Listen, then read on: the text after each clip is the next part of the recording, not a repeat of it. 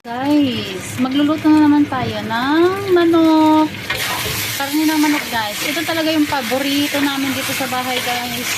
Itong manok na ito, minarinate ko na naman siya. Tapos, ginita ko lang siya sa luya. Minarinate ko siya, ganun. Tapos, iluluto ko lang siya, guys. Hindi ko nalalagyan ng tubig. Lalagay ko na naman siya ito, yan. Binabat ko na naman siya. Yan. Ano ko lang siya. Yan lang siya, guys. Walang tubig. Hindi ko siya lalagyan ng tubig. Hindi ko siya lalagyan ng tubig, guys. Ang ilalagay natin is ito. Ito yung ilalagay natin. This is wine. Wine, guys. Wine. Pero ano muna natin siya. Parang ano muna natin. Para mangamoy siya, mangamoy masarap. Mangamoy masarap, guys. Mangamoy masarap. Diba? Ganito lang siya. Ganito lang siya. Ganyan. Ganyan lang kasimple, guys. Minarinate ko na yung yung karne ng manok. Tapos ngayon, lagyan ko lang siya ng ang magluluto sa manok is yung wine.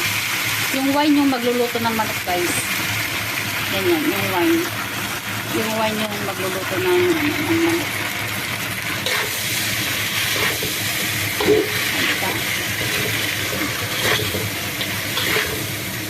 Dito lang siya, guys. Pero wait lang. Wait lang ha. Kasi buksan natin yung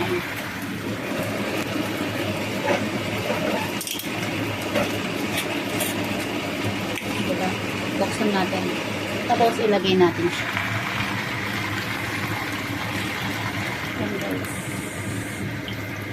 Ito talaga yung magluluto sa manok. Yun. Yun, guys, yun. Ito wine. Wine, ito wine. Yan, guys. Siya yung magluluto sa sa manok natin, guys. Yan. Pag na siya, kumulo na siya, yun, ipapahina lang yung niya.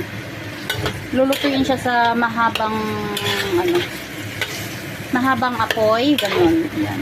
Yan lang, guys. Ganito lang siya. Ganito lang siya kasimple, guys. Wine lang yung magluluto sa kanya. Yan.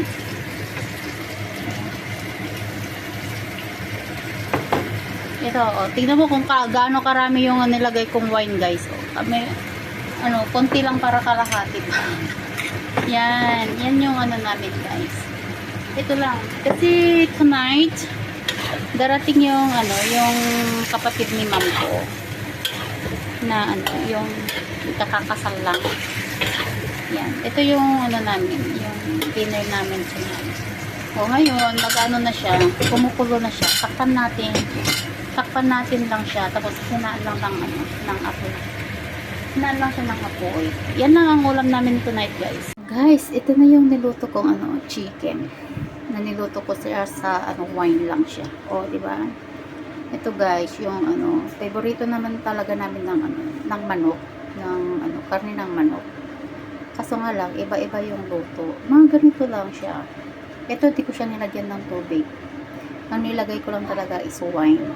Ito na yung niya. Ito yung luto niya, guys. Sarap. Masarap, guys. Masarap pala yung yung manok na iluluto mo lang siya sa wine. Masarap siya, guys. Totoo. Masarap pa niyan, oh. Bibili talaga ako nito pag uwi ko. Itatry kong pakainin yung ko. Yung pamilya ko ng ganito. Ganitong luto ba?